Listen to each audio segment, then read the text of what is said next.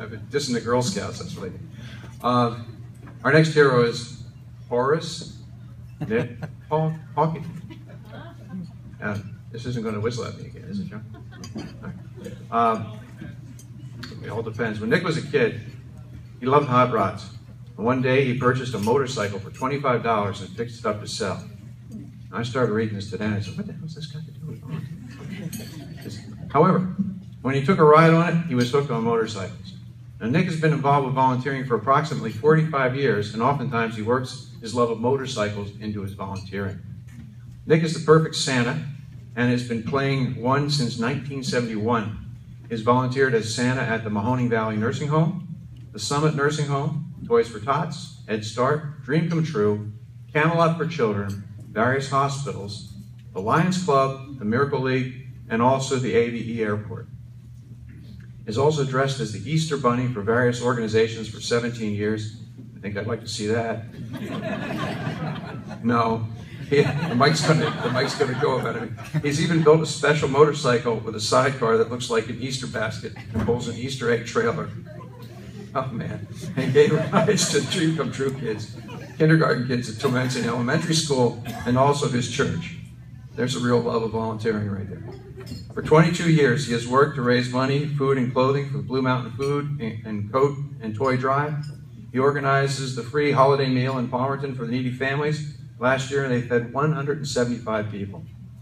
They take the registrants for the annual toy drive at this meal, and Nick helps to deliver the toys, and when he sees a need for something else, he often goes back to deliver food baskets or clothing. To help promote the Toys for Tots program, he constructed a float that he pulls with his motorcycle through a Lehigh Valley area, logged 750 miles one holiday season.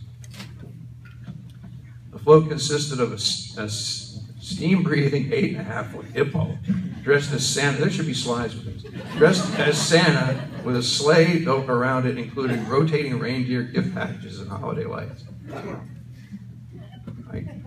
The mind boggles. Nick has lots of stories to tell, and he likes to tell the one about when he was stopped by a police officer when he was pulling the float. I can see why. The police officer wanted to ticket him for driving without a license to pull a float. What the police officer didn't know was that Nick was driving this float around upon the request of the local chief of police. Nick has also participated in the Mummers Parade in Philadelphia with his floats. One of his greatest passions is the Salvation Army. He remembers getting meals from them when he served in the military and has volunteered as a bell ringer in numerous countries during the Christmas holidays since 2007. Various counties. Nick has been involved with Dream Come True since 1986 and is past president. He is currently a board member of the Blue Ridge chapter of the organization. He is a speaker chairperson for all of their presentations and serves as the chairperson for the speaking engagements. Nick likes to honor the veterans on Veterans Day by dressing up as Uncle Sam, parading around the halls of the Mahoning Valley Convalescent Home, and making one-on-one patient visits. In the 1990s, he lobbied along with Keith McCall to have Route 248 renamed the POW-MIA Memorial Highway. Nick has served on the board for the Korean-Vietnam Memorial for 10 years. He also designed the base for the memorial located at the Lehigh Carbon Community College in Snexville. In 1996, he received the National Marine of the Year Award, which is based on volunteering in community events and helping other Marine Corps families. You must be named the Marine of the Year for your detachment and then the state before you can be honored nationally. There are only 3 or 4 of these honorees living in Pennsylvania. Nick is a member of the Palmerton Lions Club and is recipient of the Lion of the Year Award and is a Melvin Jones Fellow.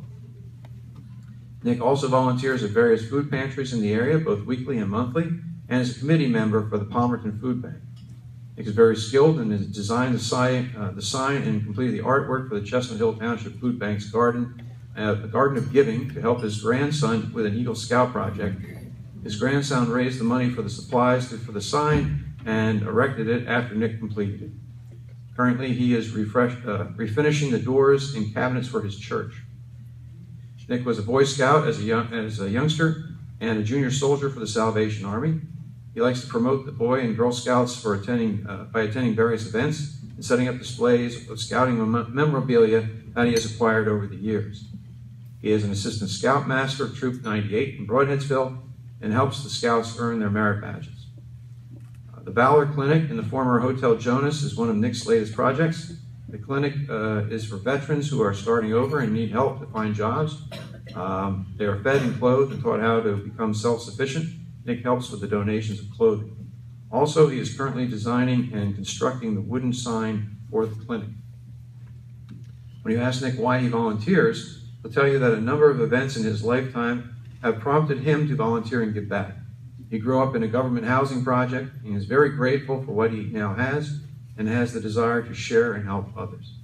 Also, his granddaughter had 3 kidney transplants, but then passed away at age 5.5 from complications with chickenpox. This created a huge change for him and gave him his drive to help other people.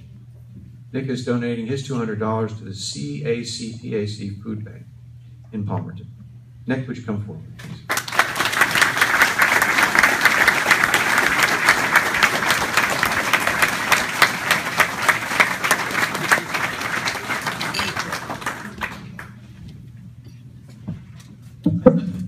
I thank everybody for coming tonight. It's an honor to have all my friends here from the Lions Club, the Boy Scouts, and the Marine Corps League. To be a good volunteer or whatever you want to call it, you need all those people supporting you. One of the things I learned was in 1956, September 5th, it was 3 o'clock in the morning. I was standing in Paris Island, and there was 3 drill instructors yelling at us and cursing at us and everything else. And finally, before they were finished, one of them said, for the next 13 weeks, we're going to eat together, sleep together, and cry together. And believe you me, Marines do cry. Over the years, as a Santa Claus for 45 years, I've had thousands of seriously, chronically, and terminally ill children sit on my lap, and some of them, and their siblings, and some of them ask me to make their siblings well, and all kinds of things like that. Last year at our needy dinner, I had a lady ask me to get her boyfriend. Now this lady was in her upper 80s. Hey, he should buy her an engagement ring. And I said, I don't know if I'm qualified for that. The following year, she came back and I said, well, where's your boyfriend? She says, well, he's in a home and I'm not a family member, so they won't let me see him. And then this past year, she said that he had passed away. So you have all kinds of things. At the Honing Valley Convalescent Home, I was playing Easter Bunny this year, and I went into this one room, and there was a lady there. She really looked sick, and she had the most handsome family with her, and they were all laughing and carrying on, and I'm going in there with my Easter Bunny outfit, and I'm talking to her, and I wore a carrot around my neck, and she said to her son, she said, you wouldn't believe what I could do with this carrot. I can tell you, I've had some experience. At Pleasant Valley Manor, I was with the Boy Scouts and we had our own band and everything. And while the band was playing, the kids were singing Christmas carols to the residents. I was walking around shaking hands with all the residents and wishing them a Merry Christmas. And I get to this one lady, and she says, don't forget, Santa, I'm in room 203. I've had thousands and thousands of experiences as a Santa Claus, and I can remember playing Santa Claus on Northampton Street in Easton at the radio station, and right across the street was the State Theater, and on the corner there was a hooker standing there waving to me all day long. Believe me, it's unbelievable. But anyhow, after all these years, it's been so rewarding. I was involved with 6 veterans memorials, and you know, it's hard to focus sometimes, and the reason why you're really doing it is because your veterans died for you and your freedoms and that. But who would ever think that someday I would be at the Valley Forge and I would meet 9 Congressional Honor winners. That's about as high as they get. And then at another meeting, at another memorial, I met the Commandant of the Marine Corps. At the World War II memorial, I shook hands with President Clinton.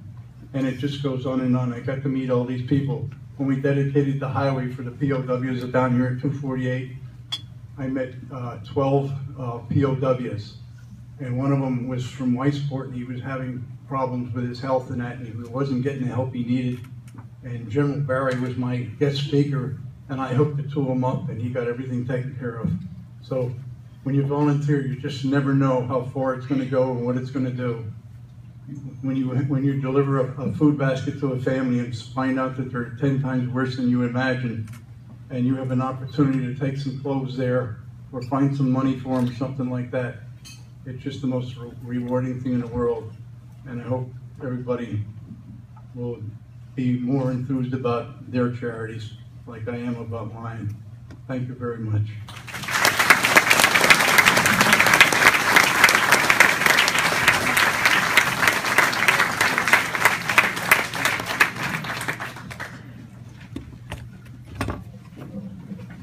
That's the closest we ever come to hearing about volunteering with benefits.